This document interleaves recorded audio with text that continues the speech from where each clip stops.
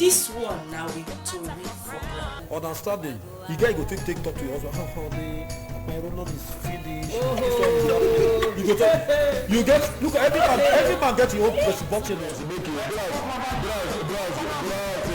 You will get time talk. I'm not the politics we can't talk for here now. We can't talk within the for ground. This program one of the watch so we not get any political color as the matter be for gram and we give una so.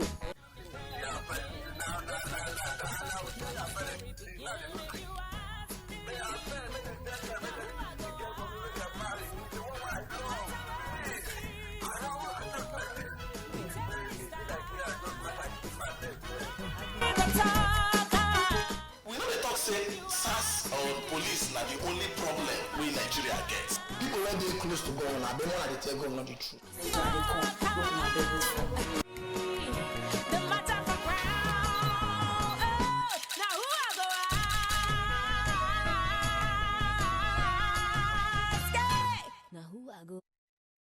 People are greeting and a matter for ground, but this one today matter we say concern landlord, it concern tenant, it concern who people be say they put house for their hands saying they take care, what you call caretaker.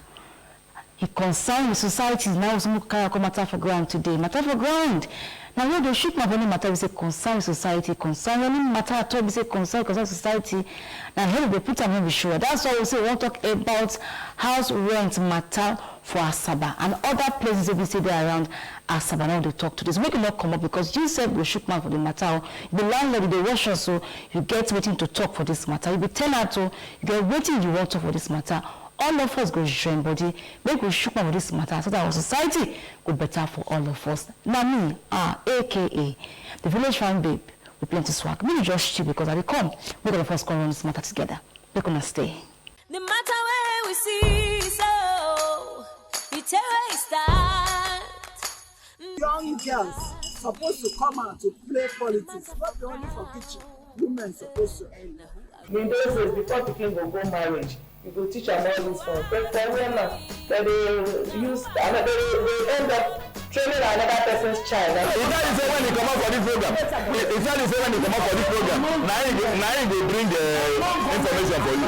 100% means say you won't drive the men come on. No, they drive women. People gonna take over. Then we will when they ask for men equality. You want to collect your husband, something from your husband. You should let the person know. And if you don't tell them, that is stealing. But some people will want those things, you know, not clean. Yeah, no, yeah. The person don't finish the person at the man and go. Any matter at all.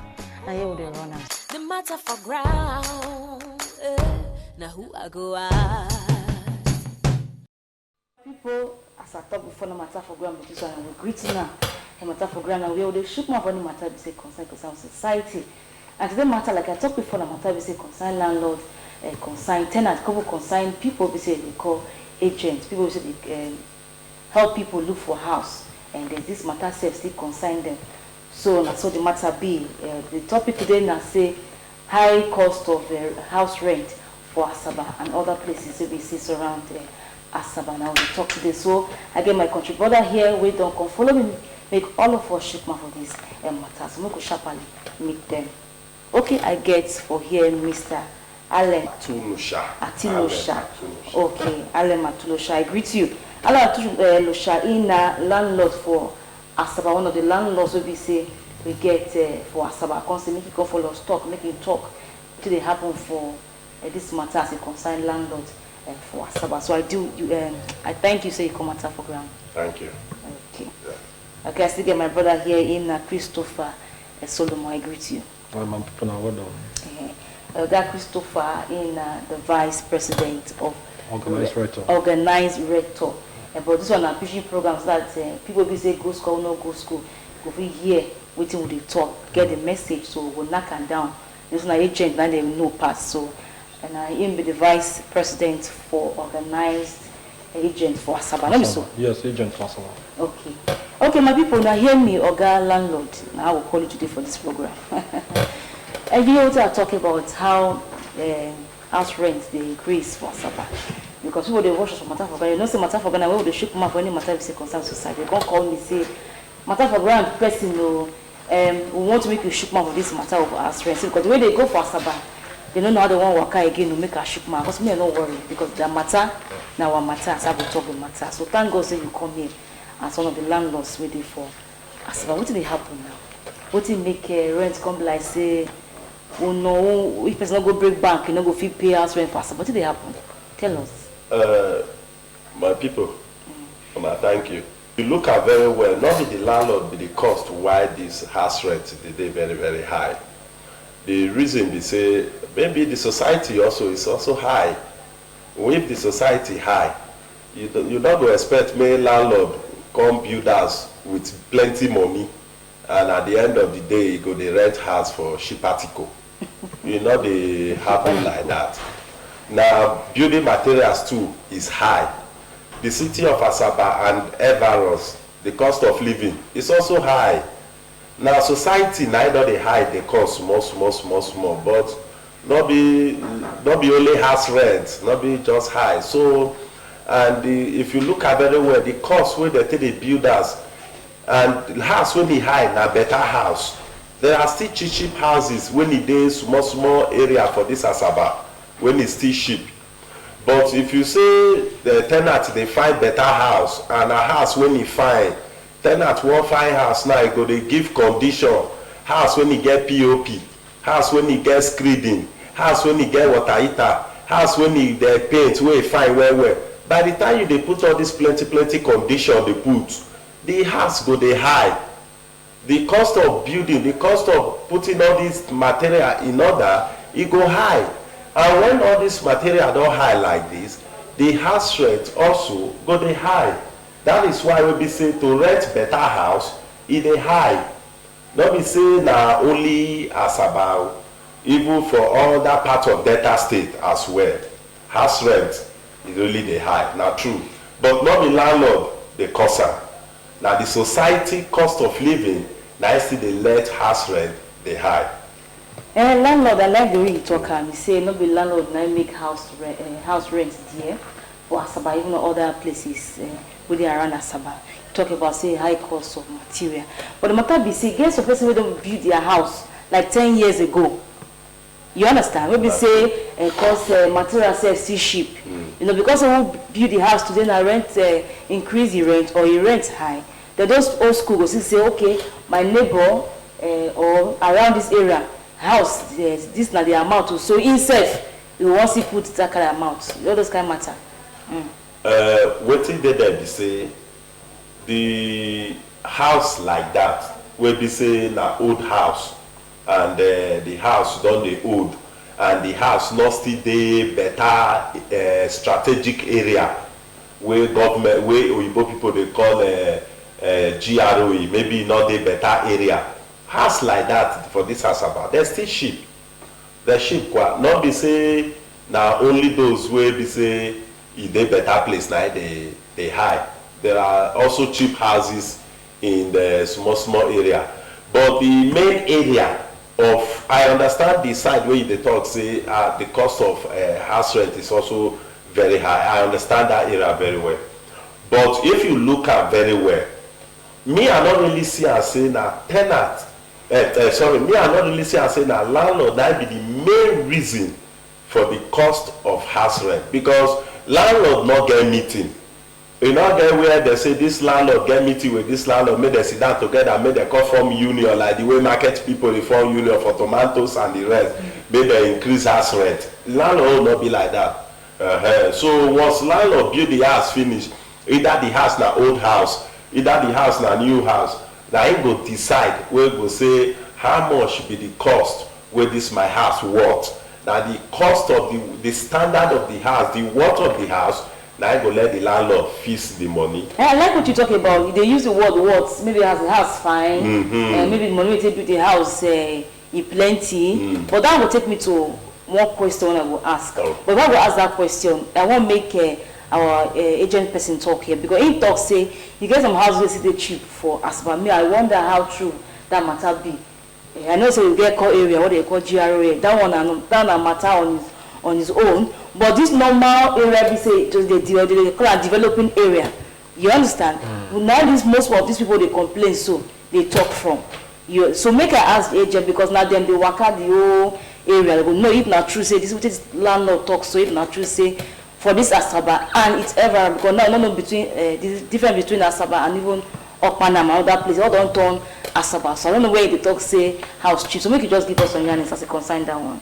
Now people now hold on. I better make you talk out. The thing where they be say what my organ landlord here talk now true.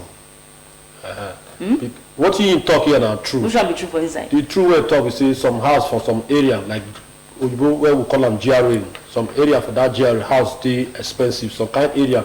If you go place like now, say you want to go down like New General Hospital. They call them the phase 2 of New General Hospital. That side there, house there they do cheaper. You don't use that area of that kind. Cheaper in like. They do cheaper. 3-bedroom flat now. You can get 3-bedroom flat for that area for 300, 350, 400. 300, 400. We don't go fit get 250 again. You don't even for all those far area for Bonsac, we will fit get that kind of area for a price of 400, 300 as the case may be.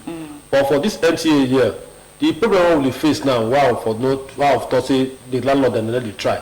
If you call MTA now, you the year house of MTA. Normally, if you look at check how much you take buy the land, check how much for materials for now. You know, guys supposed to be say at least 700 or 600 for 3-bedroom flats. Standard. You say what? 700 for duplex. No, 700. For 700 for 3-bedroom flats or 600 for Asaba. Yes, for NTA because of the cost of the land. Like for NTA now, if you want to buy land 100 by 100 now, you go worth at least 40 million.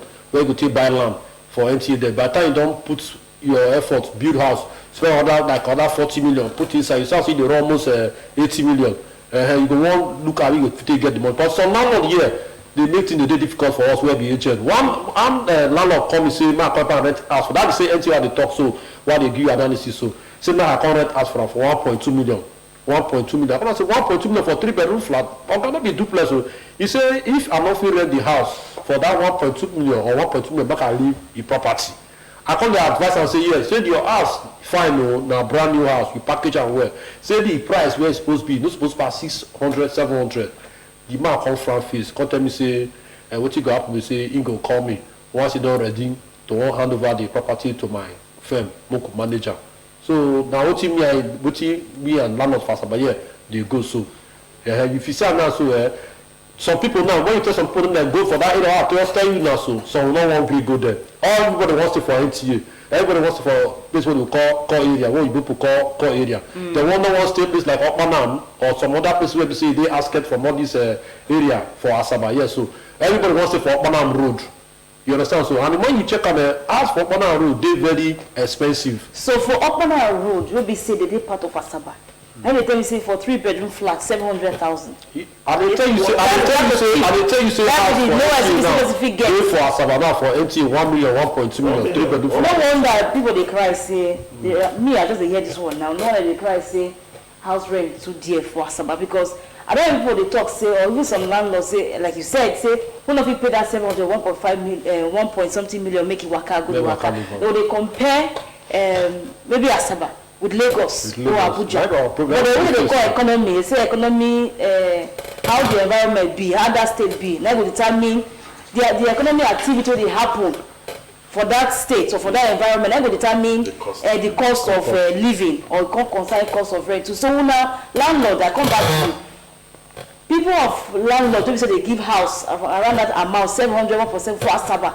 All of us they Asaba. Even we don't begin call Okpanam Asaba or John, Ibuzo, all of them. We know how Asaba be. So what people now reason apart from say material the cost according to you talk just now. That answer that question on its own. But for a landlord to wake up and say my house I want to put it for 1 million naira, for example, you look at the economic activity they happen for the state and the environment. What you not gonna see? Don't make una say now the business they happen for Asaba. I've been at the job, so I've been at the civil servant to which one? What did they say? This house rent of a thing, now it depends. Landlord based on individual. It depends on there are some certain landlord where they say if they really spend money for their house and they really spend money for the house and the house they better road, the house they motorable road. Tie road pass am, not be all those kind of house when you dey asket of town. wey be say the house fine, everything dey, water heater dey, everything. When you see say the house dey fine like that, no landlord go like spend that kind money take build that kind fine house finish. You go come dey give the house for maybe 3-bedroom flat for 400,000. So which kind of tenant now? Oil for Asabana, because they work for oil company, because they work for civil service. I mean, we get market, we get boutique for around. No, more people say people wey dey rent am, or you both don't talk and say make you cut your coat according to your size. You get people wey dey their capacity go fit afford a house of that standard. I agree. There are other some people wey be say they no go fit. When you tell them say this house na 800,000 for 3-bedroom or 1 million for 3-bedroom, as the case may be, they go leave am. They go rent the one wey be say e dey within their capacity. But when the landlord come, so you get some particular landlord anyway, wey be say once they build the house, maybe they no get a source of income from another aspect. They go like make sure say this house na then they go pay their pikin school fees. This house wey their pikin build for them, so na then they go pay buy food, na then they go feed their family. So that kind of landlord, he go like make sure say if he collect the rent, he go take solve the family problem. That is another reason wey be say they make some house dey dear pass some. But there are some house wey be say the landlord too, he not to put all his life for inside the rent. He just build the house. He not just put all his life. Say if tenant not pay a house rent, he not go chop. He not go. He house those kind of landlord. Their house not the two dey dear, provided maintain the house. Landlord, like I talk, we start saying plenty matter dey for the matter. So make I just as they talk and because now we don't hear report. You talk about say. Right, so I guess you want to talk fish talk put too. We hear about say you talk say make people cut their cloth, their material according to their size. Now they say it's not be size again. Make you according to your own material, because sometimes you don't get enough material, you won't size your body. Not supposed to be big. Now God just dash the big body, so your material say no go come with you. But based on the way they talk, so case of people say I get 250, I get 300, I want rent house. 250 yes, I want rent house. You don't even see. You talk about say make who want rent go where in money reach. Yes. Where you talk about where money reach, even where you go fit access where maybe city, Mokola city now, or where don't they develop safe, it's still far. But even with that amount, you know go still get that range of house. So those kind of persons now, what do they go do?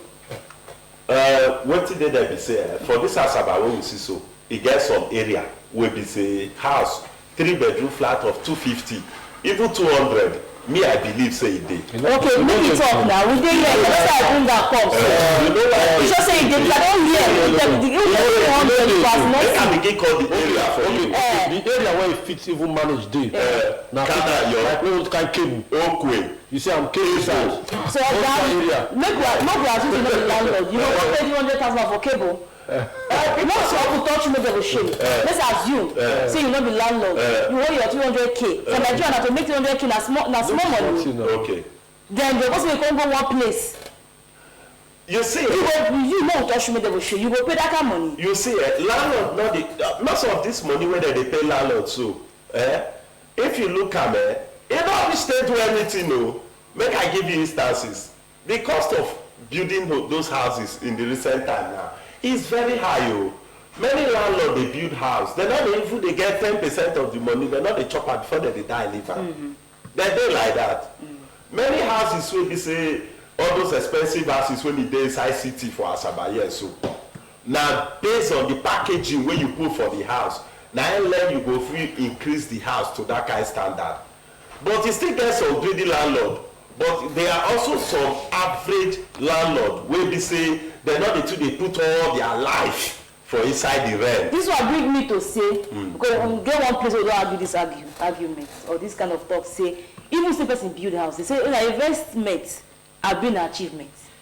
You talk one to just have been an achievement. Because you talk one to say, person go use how many million, for example, to build house. You say, no go take that kind, no go see that money before you die. So we don't hear that argument say, so you God bless you. Because nobody want be tenant to. Nobody want be tenant. So if God can't give you the chance, you know, to build house, make people stay. Then so a lot of one keep person because they build house.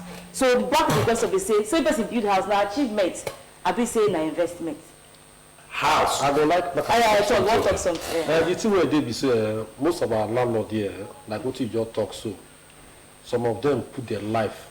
They put all their life for inside this property when they build. So you go see landlord now go build house. I don't say they spend money to build the house.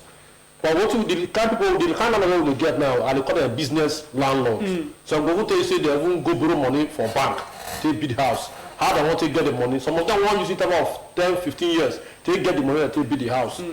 The house will before those days where our parents them, some of our parents will be landlord them. They put a little bid and say they won't get out. They don't say after they don't get out. You get where we say some of these landlords now, some of them return for the papa. They see they collect the money. So now continuity. Not be something that they talk say you won't get all the whole money under a interval of 3 years or 15 years or 30 years. Now continuity. And you say some of these landlords, some of them they're very greedy. When I mean very greedy, you see somebody now be say if you calculate plus or minus everything will be the house now 60 million. You will come put house now. Each flat, you put on 1 million. You don't target 10 years when I want to collect that money. Target 10 years. What now happen to house when you say that house when you say me and you know say that house can last for 50 years? Yes. You never have nothing to do and you go to collect money they go. Small maintenance will enter. Some of them go even collect caution fee. The caution fee itself, they don't even really repair the house and then once they collect big money, you understand so? So some of those landlords they call them business landlords. Then in case of landlords they call them those say one inherit for the papa hand. They don't build some business. The ones where we say they inherit for the papa owner, inherit for the papa hand. They don't care. They don't know how to take by cement. They don't know how to take by rock. They inherit for the papa now. They don't feel build on their own. They don't know how to sell cement. That's true. Those ones they have walls pass. If you even go to up to stadium, all those areas now they come out old Asaba. You go that place, you come and say, I won't go carry one point, go there one day. One they tell me say the house where I've not seen built since 1990 when they take Great State, he wants to collect 600,000 for 3-bedroom flats. You don't want pattern, you don't want to put anything, you want to collect 600 because he just say that they collect 600 for NT or they collect for Honor Road. Is that not be greediness? And I inherit that for Papa. If I not there, give them for now. It is so. So this is what my brother talk say. The money they take put for inside the house. Some of these houses, some of them don't reach 25 years. They see they collect the same money when current people will see big house. They collect what I call a business landlord them. Not be so supposed to be. But we want to go for Asaba. Again, one question when you ask my brother for here, when you say whether property, that business, have been a what? House. Property, no property. Whether that business. Have been an investment. Okay. I suppose answer that question. No, answer now. Because the investment. If you say house where you build, no, sorry. Achievement. Achievement, yes. It's supposed to be for business. Yes, because you know if you say today you gather money from your place of work or from whatsoever, you can take a build house. You take a build house, you call and say na achievement. Wait, if you not get money for the business, which kind of achievement be that? Because everything when you do, when you say you build house, that's what collect money from inside, which is for business purpose. And the essence of you building a house is for a business purpose. And when you build the house finish, okay, for instance now, maybe you build a house, you buy a land 2 million, you spend about 8 million naira to build the house. And at the end of the day, you spend 10 million. You not go rent that house, cheap article, when you come go say, it's supposed to be for business. Now that area now I say make I call. Okay, I agree. Say some person doesn't achieve, some person not business. But the way they talk, let's say you as a landlord, you listen now for business. When you have a business, person after the pay rent finish, because if you dey okay, people will complain. That be the truth. Person pay house rent finish, you no go fit eat, no go fit carry picking go. So if you as a landlord, you get that kind of a tenant, how you go do you? Wetin dey there be say from my experience I've been a landlord for roughly 10 years and in this past 10 years I've been landlord for Sapele, I've been landlord in Asaba and from my experience as a landlord I know be that kind of a landlord wey be say I dey attach all my life for rent. Very good landlord. I landlord. not the one. Okay. Because I know say tenant money sef. E no dey take person go anywhere. Oh, I wish you could get landlord plenty. Tenant money no dey take person go anywhere. Because I never even sit down for this my life say I come see one thing when I achieve, say this thing when I achieve, so na tenant money I come take achieve am. I never see am once like say I buy motor. I come say na that money wey tenant pay me that time na take buy this motor or na take buy this land. E no dey. Because I just look and say, to my own belief, I look and say last way you build am because say at that time you just wanted to save that money. And when you save that money, make you use that property to save that money for that particular period of time. And when you do it like that, as you can't rent the house out, we get that tenant as well. And when you can't rent the house out, not be all tenant be tenant o. So na problem wey be say even as they pay you the money go be like wish money for your eye. Okay. You know the way they use the money to do anything. That's another matter. The money go be like wish money. They go not give you the money. They don't come and give you the money. Small problem go just katakata the money. Before you know, money wey tenant don count 12 months for your head give you shop am only 1 week 2 weeks. That was still based on other matter be say even if you collect 10 million, if that money won't finish, it go still finish. So it go finish. Okay, now we go sharply go a small break. We go come back. We go talk this one. I like the way my landlord waiting for studio talk so for me. But sharply we go just go a break. We go come back and talk a more matter as a concern high cost of rent for Asaba and other places within around Asaba. Would they come? Make you see. Now who I go out? No matter where we see, so we tell where it start. No be me go talk, be heavy for mouth. If you ask me, the matter for crown. Now who I go out? Like my apartment, I dey pay 300,000 per year. In fact, it's too much. It's three bedroom flat too, and it is 300,000 naira. It's too much. I don't know what to say about it. When I will talk, we say, make government just look at the thing. When they talk to the landlord, when they bring down the rent. Well, we just try you. All the money we just put them together so that we can be able to pay the rent. That's just it. But it's too much. The rent for Savannah na too expensive. It too cost. I beg if we know what we got tell the landlord, make they take am easy. It's too high. Make people feel afford them. Make them not pursue us finish for Savannah here. Now they just add them. They just increase everything as food increase. The rent, it be like saying na income make an increase. Everything just increase. Now, it's not really easy for us. The thing is too high. It's too much. It's not easy. The rent is too expensive. And people know they really feel they meet up to pay. No easy. How about the rent for Asaba dear? Well. Apart from the rent, you can't get agent fee. Where be say they will tell you from 10% to 15%. They can't get caution fee. They can't get agreement. That one, they even see the agreement, but you go pay for the agreement. They think plenty well, serious. I think say government put hand inside, it will make sense.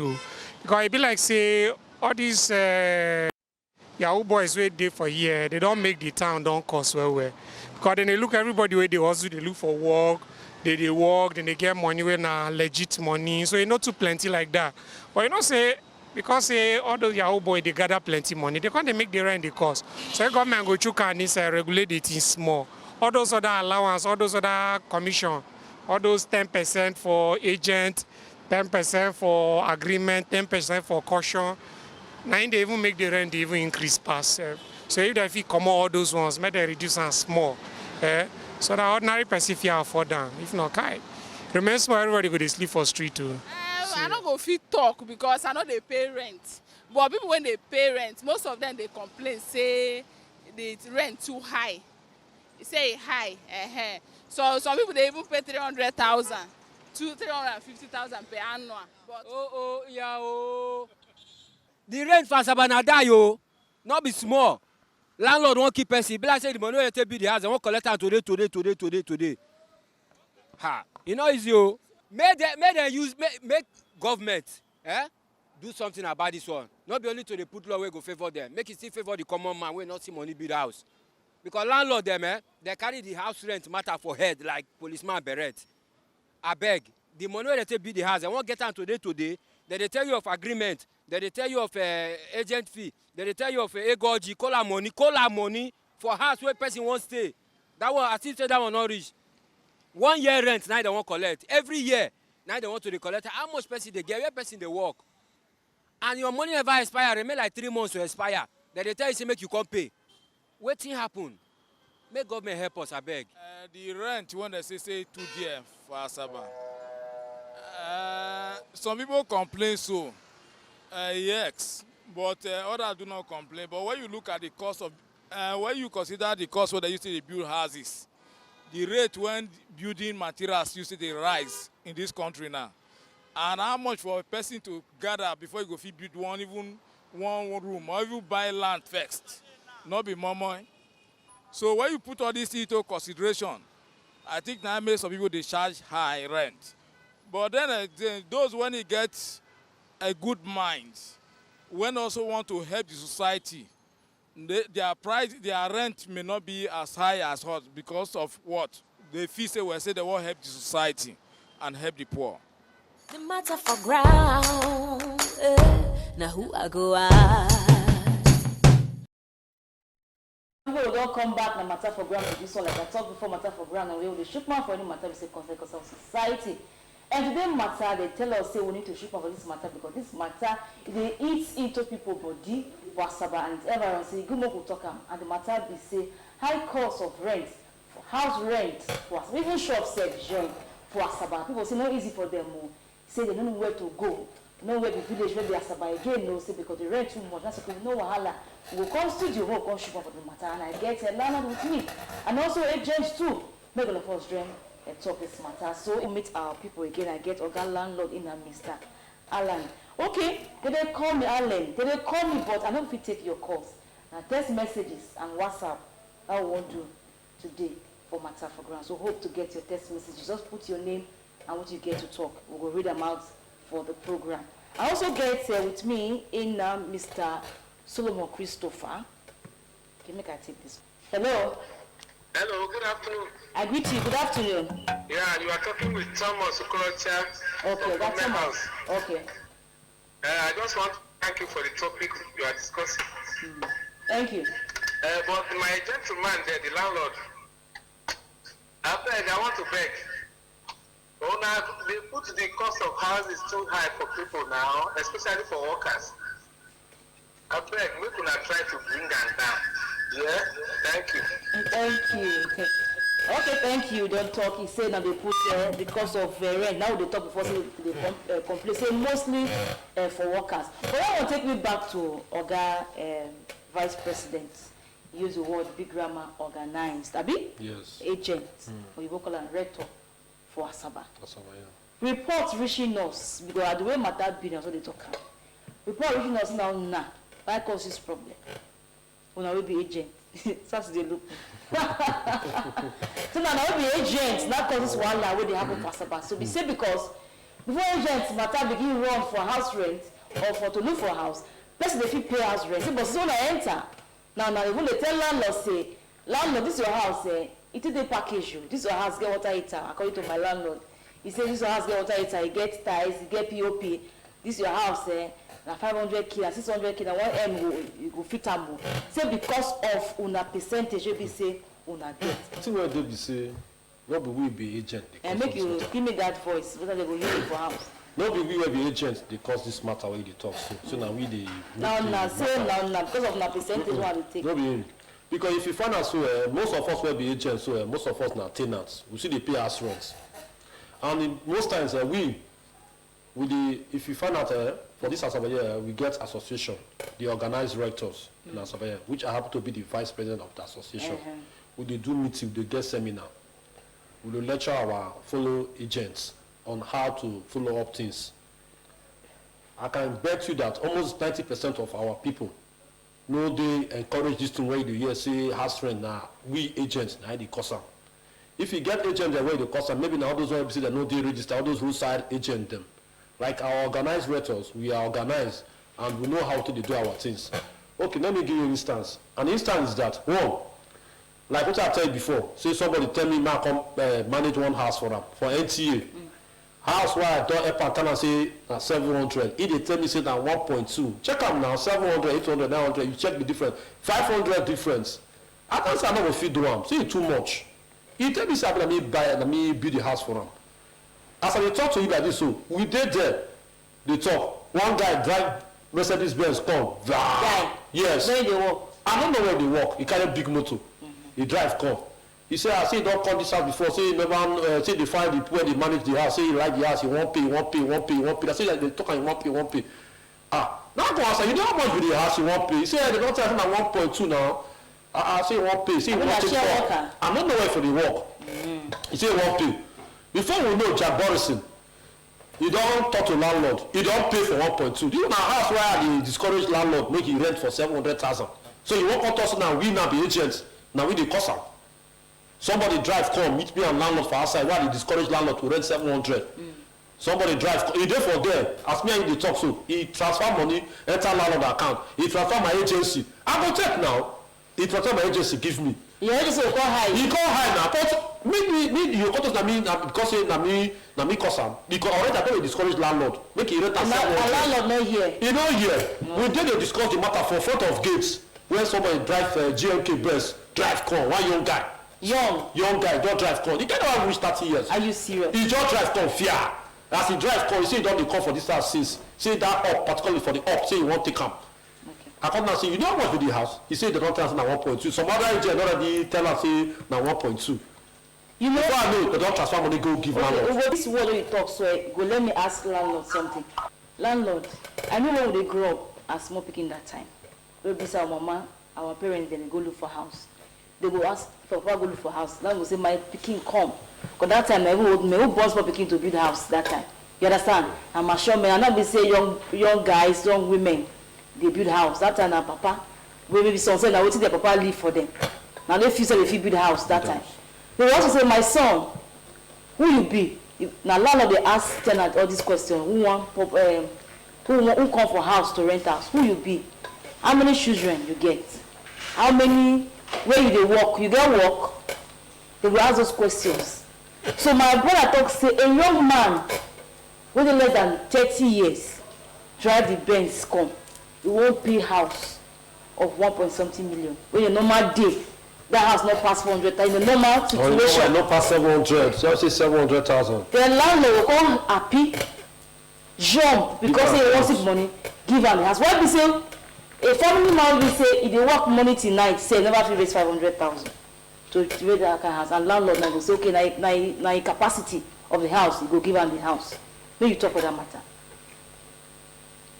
Wetin dey there be say, you know say this our society don e no be like the way e be those days wey be say for you to give house to somebody like in those days, you go check the person well say. Wetin you dey do for a living, where your shop dey, where do you work, where's your place of blah blah blah. You go dey ask plenty question, dey fill a big register. But life don dey modernized wey be say young people now dey rent house. They no dey rent house based on age, and when a young man come say he wan rent house, the young man no go just waka straight to landlord go rent house like that. They come through the agent. And once they come through the agent, and the agent go introduce them to you. So okay, this young man, he want rent your house, so, and he go fit afford the house. Like on my own, I no dey rent house they give anybody wey never marry. Or na so be my own policy, because from previous experience, because I know I get the reason for that. But many people they no dey do that scrutiny, they no dey follow that process. They go rent the house, provided be say the young man go fit afford the rent. Like wetin our people talk, he say dem no dey stop small pikin may not get big teeth. He say so far he see lip take cover am. So when you see somebody wey be say he wan go rent house and he's of age, English say na 18 years and above, is already an adult and you go fit afford the house and you don already say your house na so amount of money and it's okay him go fit afford am, you go rent the house give am. You no know whether na young graduate when he just graduate from NYSC or you no know whether na young man wey dey just post call for work, so you go just do 1 or 2 investigation to know whether na person wey be say is of society value, wey be say even though that 1 year rent 1 year expire, you go fit get ability to renew the rent, or maybe not the person wey go carry trouble with jaguda with bad friends dey call your compound. Once you don pass 1 or 2 of your test, you go rent your house give am provided you afford am. I like what you talk landlord. You say, I tell you say this kind of thing dey happen before where we say landlord go dey ask question to warrant ask who you be. You come tell me say now not be like those days wey be say yes. I say you use the word say na modern society now we dey now. But you come to say for you you get the kind of person they give house to. Yes. Na 2 sides now you come dey now. Yes. As the way society be, and we dey talk say we want a better society, say because our society don too much get K-leg. Because wetin affect one, in a way, it affect others. You understand what I talk? So all of us dey fight. No be say we call government, say government. We as person, individual, wetin we dey do to see help the society? To tell us say for your own, no, you get the kind of person say you dey give house to. Happy say you talk that kind of word. You get am. What of other landlords? Yes, so we say that they get their own house. That they use their money and they know how they take suffer, make the money. So nobody will tell them who to put for a house or how much to put for a house. But now the society now they suffer. They suffer from these decisions that most of these landlords they make. Because like someone comes as a worker, suppose they receive salary of 200,000. You get children, so they university, so they primary school. Then how you want to pay that amount of rent and also take care of the family, and this kind of the lead to where we say person go pay first year rent, make all renew rent na wahala. Problem. Yes, first time if you go borrow money say pay that 800,000 because say maybe you wanted to live where you dey before or you wanted a house urgently. Now get am so. The person come pay the house, we come reach to renew house, no receive money pay house, you say pack. Anything wrong, say you won't know wetin person dey do because all of us dey as servant, we work wey different. Na civil servant they call am civil servant state. Civil servant state. Na small business na dey. Make you pay you want do business to make you pay shop in 2 years. So persons when that 1 year reach 2 years reach they pack comot because we no even get the rent. Let's say they won't get money to refill their shop. E go like that. No touch no dem shame. This matter for shop owner, I go like shook mouth for this matter small. You see this shop owner. Now very big matter on the face. We will be agent for this town. You go imagine you see somebody with big plaza now. The plaza is big too. You can't build on one small place. You can't take person may can't pay 800,000 or 700,000. How much the person won't make for 1 year for that same shop? And the people will the face now we the men where we say now our wife will put for the shop. You go see somebody now your wife will not come because I say second get shop. Yes. You say you want shop. They will come go rent shop, put for them, go where they go dash of money to me, they will see dash us our own percentage. This one outright and they come to people, fathers, people husband. They go rent shop, other within 1 year, the shop will close because one, they cannot meet up with the rent. The rent is too high for them to meet up. At the initial time, they will not receive that. How can you be renting a shop of 800,000, 600,000? By all you know that if you calculate what you make for a month, come tie some for 1 year. You pay sales girl. You don't feel make up. You don't feel meet up. You go end up. You start say the shop go dey close. Also landlord no even care. They don't care. They don't care landlord feeling. Every way we say you start say the person don't still meet up, and you start say people vacate they come up for your plaza. Every day they get your touch mind. Every day they get meet up. You dey happy. You go say sometimes you say some shop go dey 6 months, 5 months, they never rent am. Before they call when they get somebody, after they call you say 2 years. When they tell that 2 years, they know what the situation will be. Say after that 1 year, they call you find that person. I mean, you see them, they tell you that 2 years. Maybe say that day for 2 years. Maybe for 2 years. When they call that money, that is wickedness. Okay.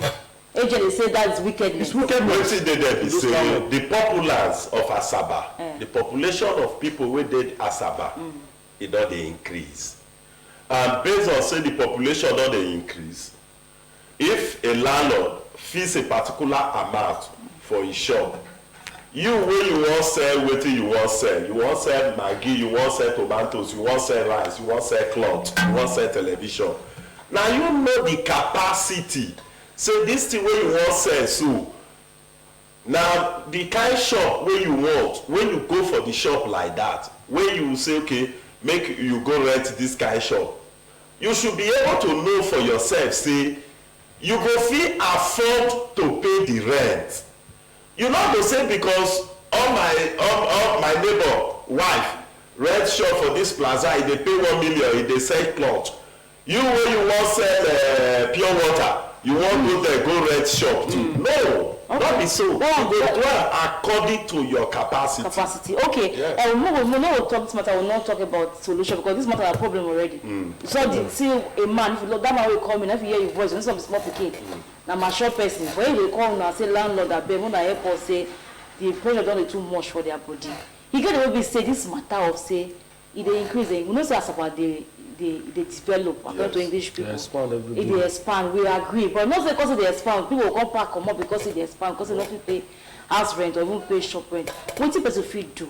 Landlord, agent, me I dey here. We dey talk this matter na like family matter. You understand, landlord? Wetin we go fit do so that those wey no fit afford, and they fit stay better place small.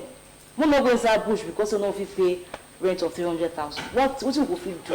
My advice be say I wan advise other landlords in and outside the environs of Asaba make the take rent easy because society there are the rich, there are middle class and there are poor.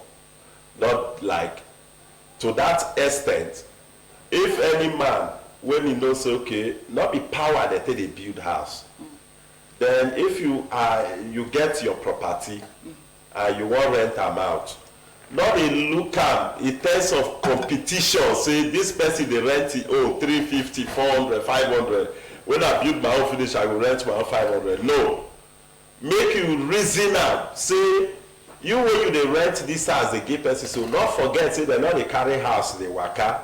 Your pikin go there another city they go still rent, go still find house. So all over the city make I advise other landlord so that when they no dey attach all their home for rent. That area is very very vital so that me I don look at from a very long time ago say the house of landlord wey dey high na landlord wey dey attach all the home for the rent. If you get landlord wey not put all the hope for the rent, the house dey cheap. Dey cheap. Okay. Thank you for what you talk. I pray say most of the tenants go listen to what landlord go listen to wetin you talk. Oga agents. Wait, did they talk say? Wetin make una dey collect 10%? Which work una dey work una collect 10%? For person be say suffer, you wan pay rent now, just waka. The name of agent, na wetin say make I ask una dey ask you. And waka is the name of agent, na collect 10% for person. Which work una dey work? Una dey collect 10%. Okay, make I tell you now. For instance, now, so you look for house now. So I get one client I don dey carry for over 1 week now. They find house. You go call me, I go waka go you, I go make call, I go do one or two things. Most times I go even drive my own vehicle, go check those houses then. Then you come tell me say, come waka those waka finish, I don't fit collect. Why don't fit collect 10%? I don't fit collect my 10%. No, maybe person won't pay. I don't do mathematics. Landlord, they collect all this money. Person won't pay like 400,000. How much be 10%? Now 40,000. Agent, you collect 40K because say you waka they collect. No reason now that way. This percentage you have to talk so it's all over the world. You understand? So this percentage you are talking about so it's all over the world. All over the world. Yes. Okay, can we even in outside Nigeria? When I mean the answer says all over the world because this percentage is a normal thing. Okay. Now we say all of us want join, but this is say people not to go through the pain because they won't stay for house. Not that they say that was not they organized. I like the word you use, organized rent or agents for Asaba. Not to do that now. If we reduce on that 10%, at least make if we pay 400, just manage. You know, say okay, I don't feel God don't help me. I don't feel pay 300 though. Make a small thing take give the agent we find this house from. Not gonna officially reduce this the percentage. This percentage where they talk so forgetting only once now they pay. After you don't pay and finish, you feed that house for even 3 years, 4 years, you don't pay them again. The only advice and the only thing I will really pray, make government intervene to this matter. If government intervene, say we get places where we say they build for people, low cost housing. They build them, say 300, 250. It will help us reduce people. Because if you look at now, so Okowa have done so much. You see road network everywhere. So make it invest too for property, real estate business too. So that people will not pay for NTA, they will go across, like across, you see many land there, they will go there, go rent of 250, 300,000. As the case may be. Maybe. Yes. Okay, but that percentage are not going area. That percentage are not going area. That's what it do. Okay, in don't talk the vice president of organized rate of Wasaba. In don't talk EO. But time don't for us to play for matter for ground. All the beg when you hear our landlord talk say, when you carry house waka, yes, you be landlord for here. You can travel, your pikin if you travel, still go pass through this period, say most of this time they pass. So I beg, make care, say you build house, not me say you go collect the house. For 1 year, as the money they build the house, not once they collect them, you go spread out for a long year, so that at least they fill your house, you go fit use soft mind. You know, say go get high blood pressure because say he won't pay rent for your house. At least you go pay the rent with ease until God will help and build you own. Because good landlord, they pray say, as my tenant in my house, instead they build you go pack go in your house. So when they pay through the nose, they pay house rent. I want to manage to go build the own wahala for them. So they beg the landlord say, make una help us reduce the rent for Asaba and ever so that people will live with ease. And they beg kudos to and most of the landlords will be say their house rent, they still cheap. It day for Asaba. Another places still be say till today they pay 3-bedroom flat for 200, 250 a day. God will bless them and they give them a long life more to see now build more house. To give for that kind of cheap rate. You understand? That be the matter. So therefore, agents the beg say, look now make them easy, if not the help, they increase the rents I beg. But my rent already don't touch not with them, say because now them say they advise the landlord, say landlord this money too much make you reduce and so if not true, not do it not be true, and then when I help us say now see the advice and they tell landlord when they reduce the rent for everybody. So you will be tenant if you pay for landlord has take care of the house because when you help us to take off your own. Now you said go build your own. So I will come up for matter for ground. Also I come again next for matter for ground. Now me aka the village fine babe with plenty swan. I salute you now. Bye bye. If you ask me, now who I go ask? No matter where we see, so it's a way start. Don't be me go talk, be heavy for mouth. If you ask me, no matter for crown, now who I go ask?